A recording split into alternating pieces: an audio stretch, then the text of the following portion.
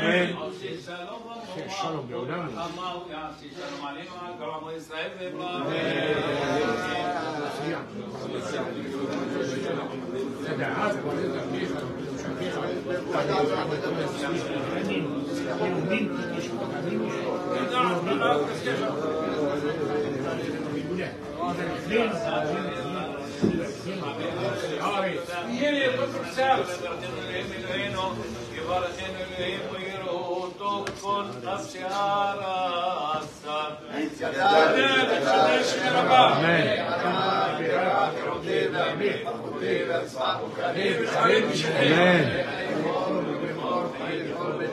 בעגלה.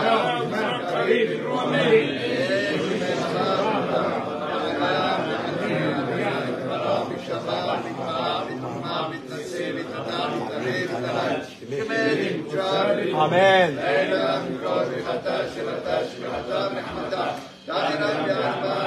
אמן. שבה.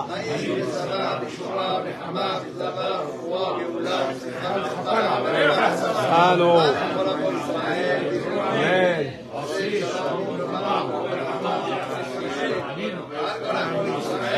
אמן. עלינו לשבח לאדון הכל.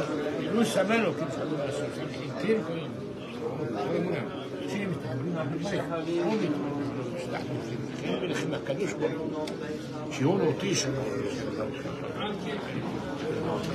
וידעת היום השמותיני בביך כי אדוני הוא כבילך אדוני כן יקבלך תלך כל שארץ כתוב תורתך אדוני יהיה אדוני על כל אחד ושמי אחד ותורתך ביום ההוא יהיה אדוני אחד נשמע את האל אדוני אלוהינו אדוני אחד כבוד? יאללה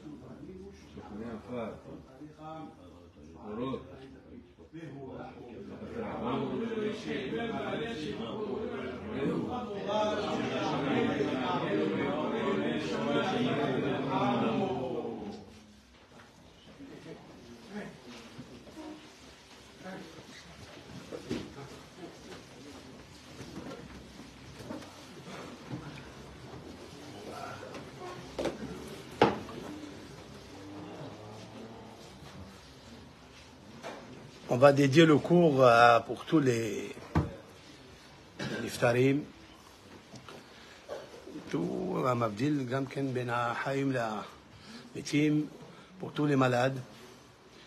Nous avons passé une journée jeûne de la parole, une journée qui nous donne une procuration à une purification, vraiment une purification intérieure qui jaillit à l'intérieur et à l'extérieur de nous. Quand on lit les psaumes de David Ameller, on est confronté à beaucoup de questions et on a les réponses immédiatement de suite.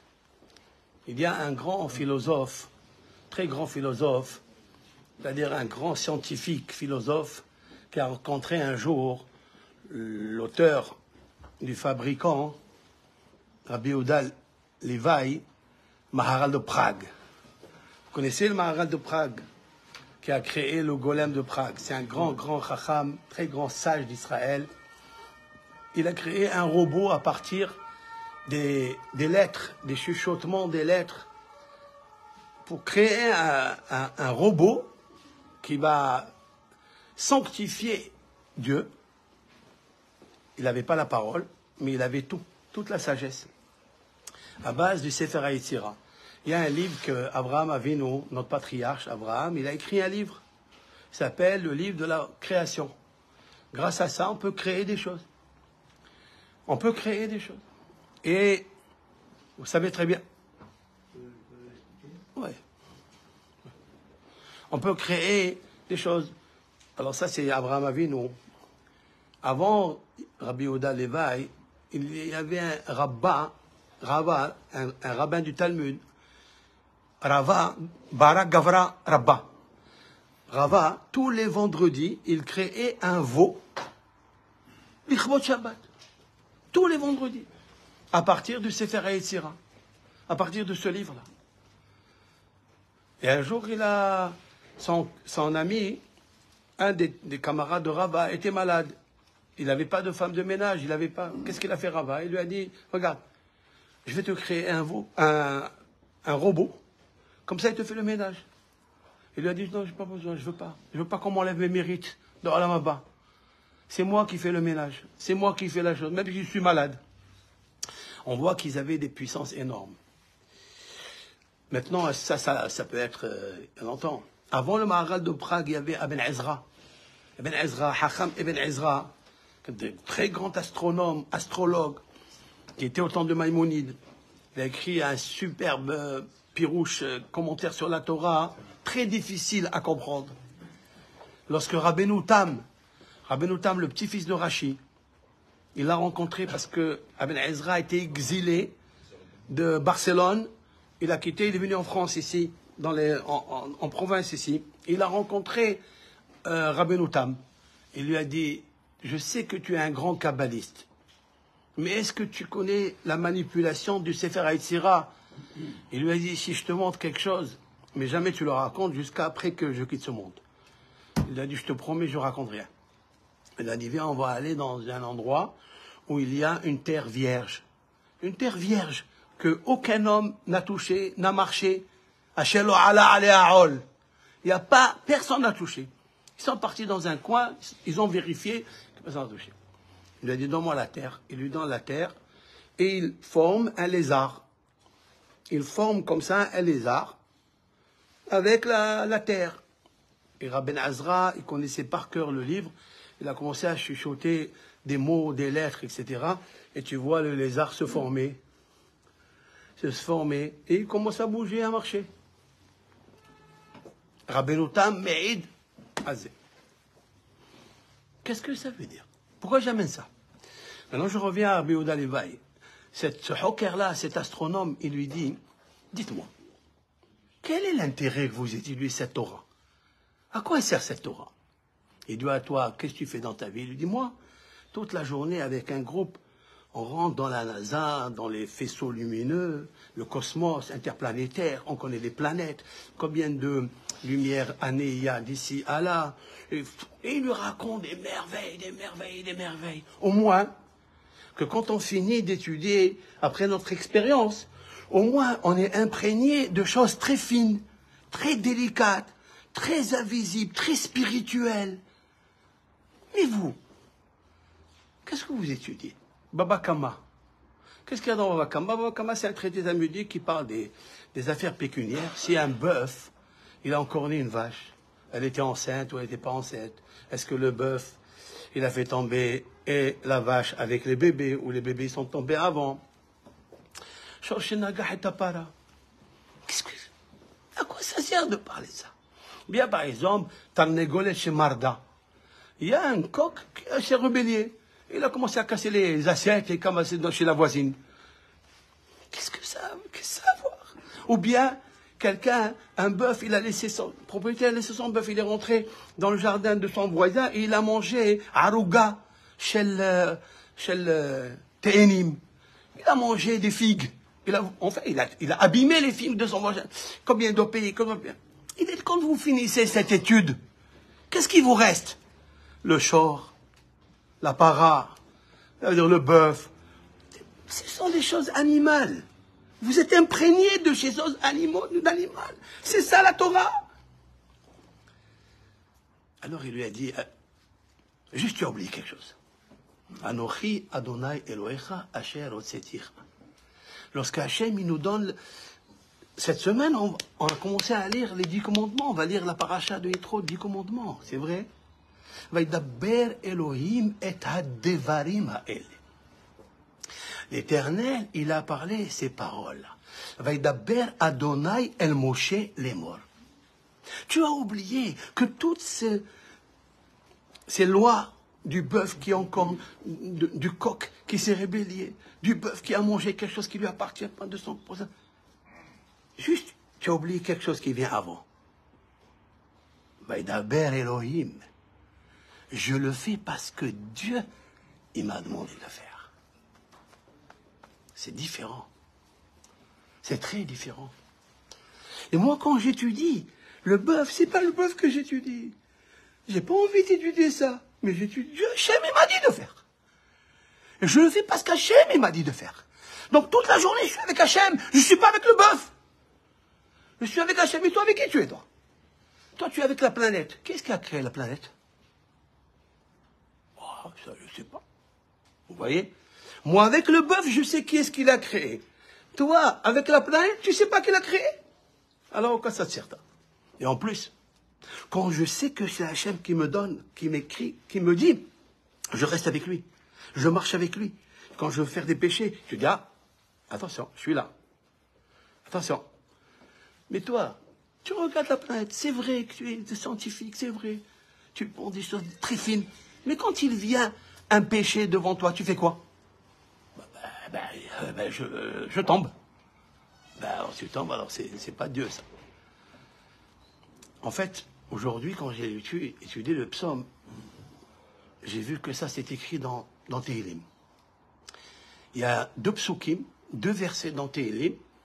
Un, il dit pas la même chose. C'est marqué, Ki gadol ad shamaim hasdecha. Car elle est grande, ta générosité, ta bonté, Dieu, elle est grande jusqu'au ciel. Ad shamaim hasdecha. Ve'ad shehakim abitecha. Jusqu'à chez Hakim, c'est le 7e ciel. Il y a un ciel qui s'appelle chez Hakim, qui est très, très, très haut.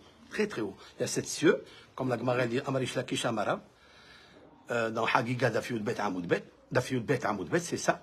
Chez Ba'a Reki'im, il y a 7 Reki'im. On ne va pas faire comme le philosophe qui est rentré dans... C'est Rish Lakish qui dit, au nom de Dieu. C'est pas pareil. Et là-bas, chez Hakim, il est très, très haut. Chez Hakim, là-bas, il y a un moulin, si l'on peut dire ainsi, il n'y a rien du tout là-bas, attention, hein. Il ne faut pas s'imaginer qu'il y a des moulins. Il y a là-bas des anges qui font le moudage, la mouture, pour de la manne, par Shatashavou, de la manne qu'on a lu, pour les tzadikim. Ça veut dire que moi, je peux recevoir le Hesed à chez Hakim. Mais il y a un autre passage qui dit, qui gadol me'al shamaim hasdecha. Il y a le Hesed de Hachem, il est au-dessus des cieux. Il n'est pas jusqu'au ciel. Au-dessus. Pourquoi David Amelech, il change une fois, il dit jusqu'au ciel, et une fois au-dessus du ciel? La Gemara, elle répond. Kan ba'oskim leshem shamaim. Kan ba'oskim shelo leshem shamaim. Quelqu'un qui étudie pour Dieu. Amar Hashem. Anochi Hashem Elokecha. Vaidaber Elokim. Vaidaber Hashem El Moshe. Celui-là, il monte juste au-dessus du ciel.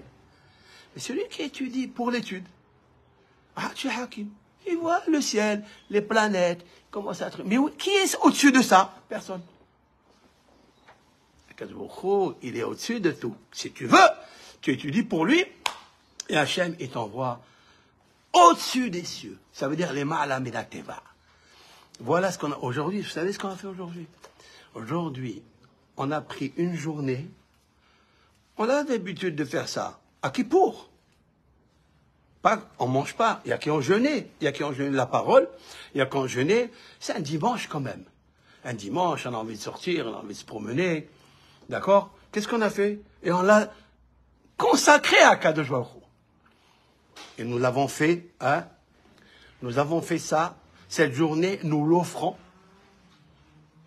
à des tzaddikim gmourim. Tout à l'heure, on a lu la plaidoirie avec laquelle on finit. On ouvre le Echal, on ouvre les Séfarim. Et on a dit, il n'y a pas un juif, un parmi Israël, même s'il est plein de péchés, mais quand il doit se sanctifier pour toi, Hachem, il le fait. Parce qu'il est juif. Parce qu'on veut lui enlever la Torah de Hachem, Hashamaim. Il dit, celui-là, il est considéré comme le plus grand des tzadikim. On ne va pas lui offrir, nous, toute une journée. Nous, on est vivants. Lui, il a quitté ce monde. Il a donné. Aujourd'hui, il n'est pas à Hashamaim. Jusqu'au ciel. Il est au-dessus des cieux. Il est avec Rabbi Akiva, avec Shmael Kohen Gadol, Ben Hanina Ben Teradion, tous les 10 martyrs qui se sont sanctifiés parce que Dieu leur a dit de le faire. Eh bien, nous aussi, on a offert tous nos limoud à Torah, tous ces mots. Vous savez à quoi on est arrivé? À quoi on est arrivé? On est arrivé à 58 000, oui, mots. C'était on a ajouté après 8, ça fait combien? Ça fait Nahat. Nunhet. Après, il y avait le taf de Nahat, ça veut dire Hatan. Valeur numérique, chez Hakim. On l'a dit tout à l'heure. Chez Hakim, ça veut dire, on a fait les Tehillim et on est arrivé, mais à Shamaï, Hazecha. Hakim Amitecha. On est parti très très loin. Tout ça, quand on a envie. Vous voyez que Hachem nous a donné la force. On remercie Baruch Hu. Hachem qui nous a donné, qu'on fait partie de ceux qui se sont installés toute la journée en pensant que purifier la ville, purifier le monde, amener une bracha dans le monde, une bénédiction, amener la charité, juger les Kav Zichut. On a jugé tout le monde les Kav Zichut. On a tout le monde est bienveillant, tout le monde est tzaddik. C'est ça qu'on a fait aujourd'hui. C'est comme Kippour, où on se sent comme des anges, et quand on se sent, on se dit, Hachem, tu m'as attendri.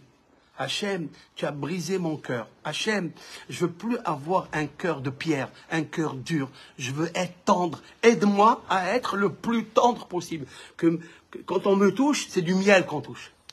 C'est difficile d'enlever ce stress-là qu'il y a à l'intérieur de nous. Mais aujourd'hui, on était comme ça. Et ben voilà, moi je le sens. Je le sens comme ça. Je suis zen, clean, plénitude. C'est extraordinaire. Et ça, c'est à remercier à Kadosh Baruch Hu. Il faut remercier Hachem. Merci Hachem qui nous a donné la possibilité. Merci Hachem, les maîtres. Et donc à nous de toujours, Toda Hachem, Toda Hachem, qui nous a donné cette priorité d'être parmi ceux qui s'asseyent à l'étude de la Torah et qui ont vu avec les yeux combien de mots, combien de lettres, de Tehillim, de David Amelech. David Amelech, il a dit quelque chose. Parce que nous sommes dans Shovavim, nous sommes dans la période du Tikkun Abrit, Tikkun Enaim. Le Mishkan de Enaim, c'est la Neshama. David Amelech, il a pleuré beaucoup dans sa vie. Il a dit une phrase, 2 phrases, il a dit que je retiens. Pal gemaim yardu enai, al lo shamru toratecha. Il y a une faute d'orthographe ici.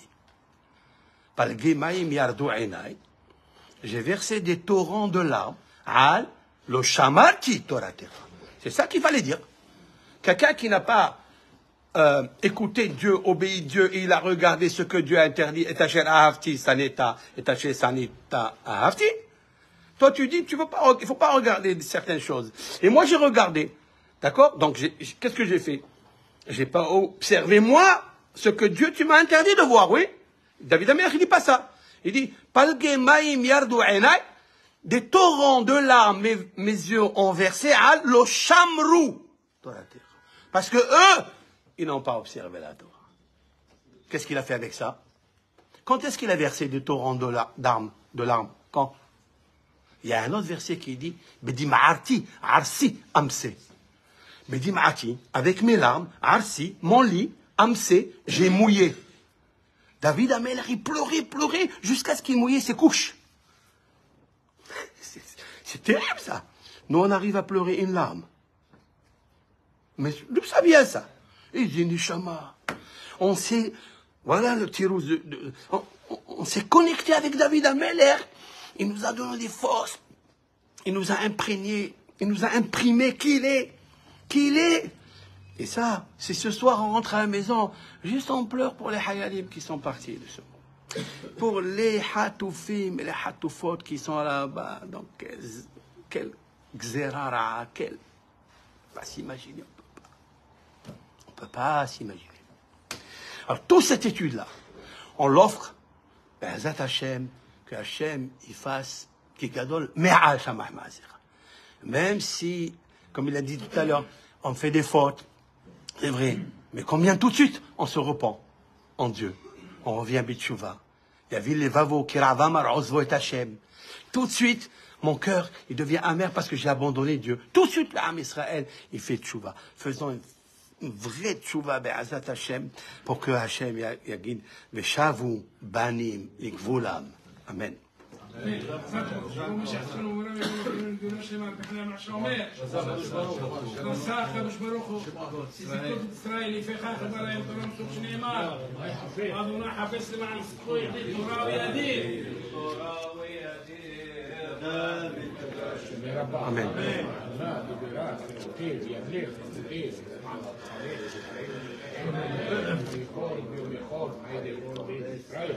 הגדלהו בזמן קריב ודרומי.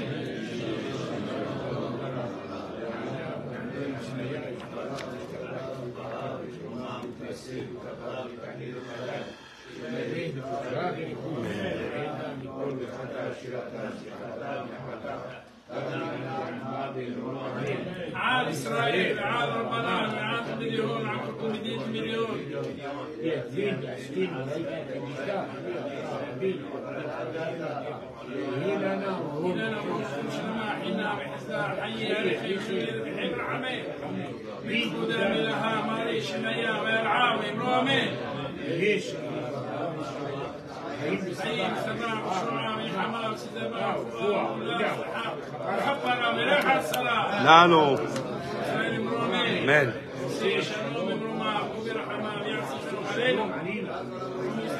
Amen.